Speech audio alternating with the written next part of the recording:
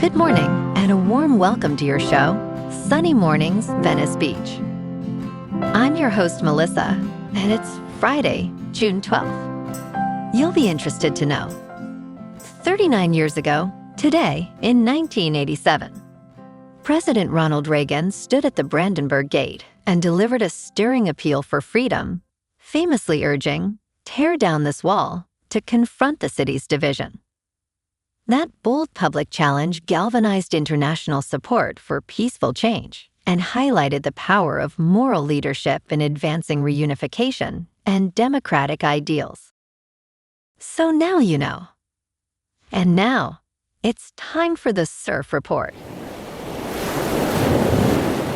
This morning, it's looking clean with waves around 2 to 4 feet.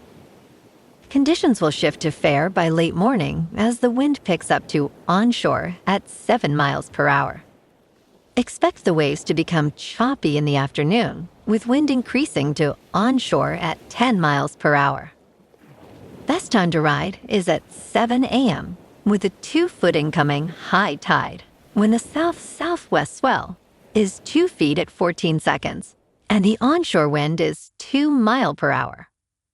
The first high tide on Friday will be 3.5 feet at 8:30 a.m., followed by a 2-foot low tide at 1. The nearshore buoy at Santa Monica Pier reads 69 degrees for the water temperature.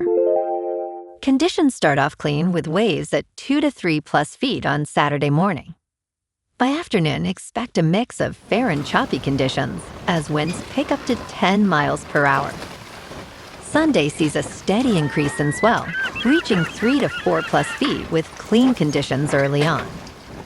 Monday holds similar size, but choppy conditions develop in the afternoon, making Sunday the standout day. This morning, there's patchy fog, and it feels like 67 degrees with no wind. The sunset will take place at 8:05, and it will rise again tomorrow at 5:42. It looks like we're in for some patchy fog early today, clearing by late morning with partly sunny skies and temperatures near 72, with a light southwest breeze around 8 miles per hour. If you're inland, it will hit a high of 72. Tonight, expect mostly cloudy skies with a low of 62 and light winds around 6 miles per hour. Looking ahead in the weather, Saturday will be mostly sunny with a high near 72 and a southwest wind up to 15 miles per hour, with patchy fog developing overnight and a low around 63. Sunday and Monday stay mild and mostly sunny with highs around 70 to 72 and nights, mainly partly cloudy near 65. Bonjour, food enthusiasts. This podcast is brought to you by Versailles Cafe and Pastries in Encinitas. Nestled on El Camino Real South, just north of Encinitas Boulevard, this cafe is a haven for culinary delights. Indulge in their amazing Eggs Benedict or their gluten-free crepes. You can grab a panini for lunch or just breeze on through to get your morning coffee. They are open every day from 8 to 5. So stop on by and don't forget to tell them Sunny Morning sent you. In local news, the Los Angeles County ballot measure to increase the county sales tax by a half-cent has passed, with the yes vote surpassing no by approximately 24,000 ballots. As of Wednesday, over 50% of voters approved the sales tax increase, while more than 49% opposed the proposal. The sales tax increase will take effect on October 1st, 2026. Measure ER, introduced by Supervisors Holly Mitchell and Hilda Solis, will generate about $1 billion annually to offset funding reductions for healthcare programs. The current county sales tax is 9.75%, and the increase will raise it to 10.25%. Now on to sports. South Korea got their World Cup campaign off to a winning start by beating the Czech Republic 2-1 on Thursday, after finally converting some of the many chances they created. Until the 80th minute mark, it seemed that the Czechs would punish the Koreans' wastefulness. But substitute Oh Hyun-ju scored the decisive goal in a Guadalajara stadium that was far from full. Son Heung-min's Koreans had dominated the first half but were unable to find the net. An entertaining second half began with the Czechs scoring against the run of play, as Ladislav Kretzy powered a header past Korean goalkeeper Kim Sung-ju. Hwang In-beom finally made the Korean pressure pay with a clever equalizer before assisting Oh's goal. When the final whistle sounded, Sun sank to the turf in joy. South Korea faces co-host Mexico on June 18th. In local sports, the Dodgers took the series from Pittsburgh yesterday 8-6, and they're heading to Chicago this afternoon looking to keep the momentum rolling. Shohei Ohtani went 2 for 2 with a homer and an RBI in the win, but he left the game with left knee inflammation. Manager Dave Roberts says his concern level isn't high. He called it a proactive move after Ohtani felt something while attempting a stolen base.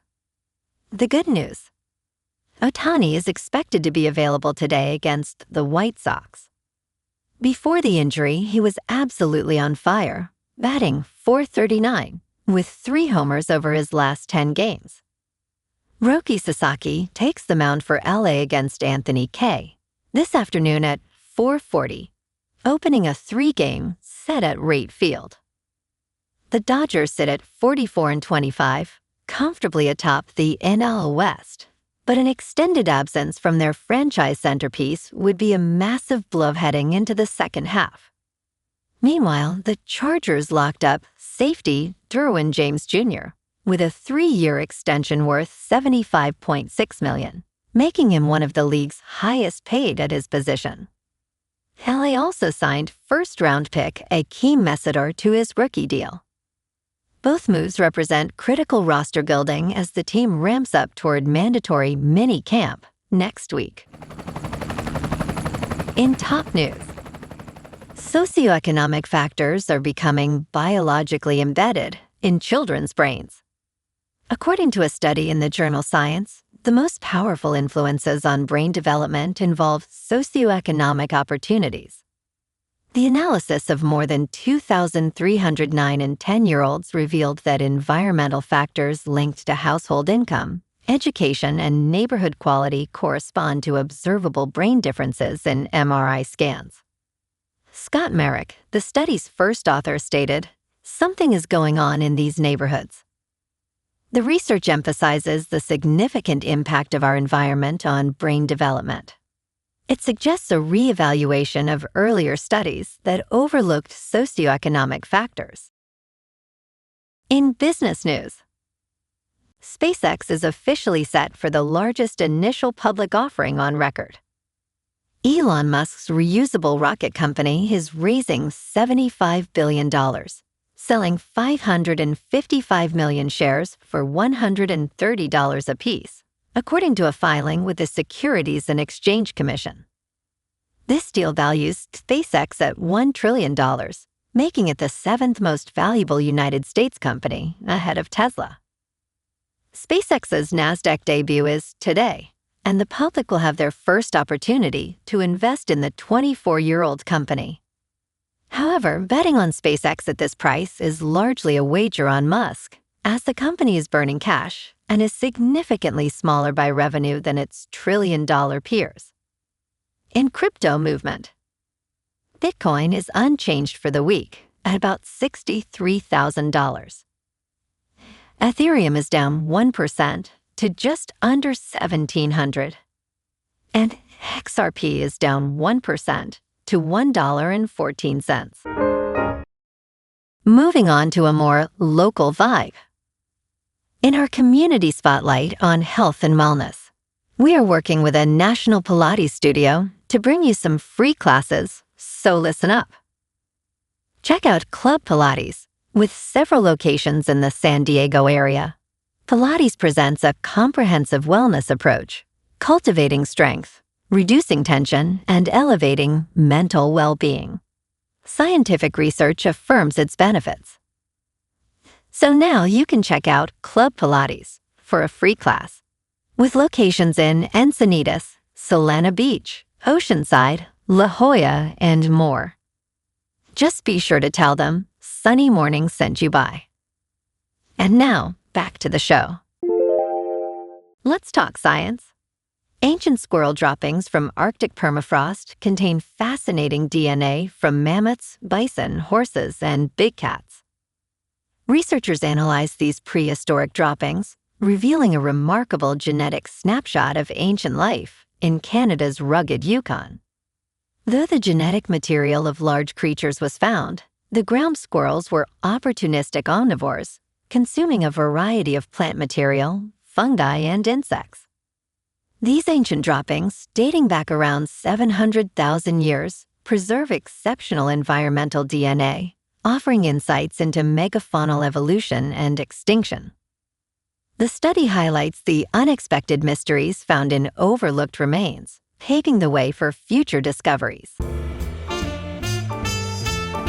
And in entertainment news, exclusive sources indicate that the first day worldwide of Steven Spielberg's Alien feature, Disclosure Day, is around $12 million. This includes $6 million from overseas markets and $6 million from domestic previews that began at 2 p.m. today. The movie is expected to reach around $65 million worldwide, with approximately $35 million domestically. The Rotten Tomatoes critical score stands at 82%, higher than Spielberg's War of the Worlds and AI, but lower than Close Encounters of the Third Kind. In the United Kingdom and Ireland, $1 million represents a strong 36% market share, ranking at number 1. Well, alrighty folks, it's time for the quote of the day. And today, our quote comes from the American author and historian, Henry Adams. And he said, "A teacher affects eternity. He can never tell where his influence stops." And that's a wrap for this morning. You can check out our Instagram, YouTube, and TikTok for some captivating aerial videos with local news and the surf reports. Have an amazing day, my good friends. We'll see you tomorrow with another episode of Sunny Mornings Venice Beach.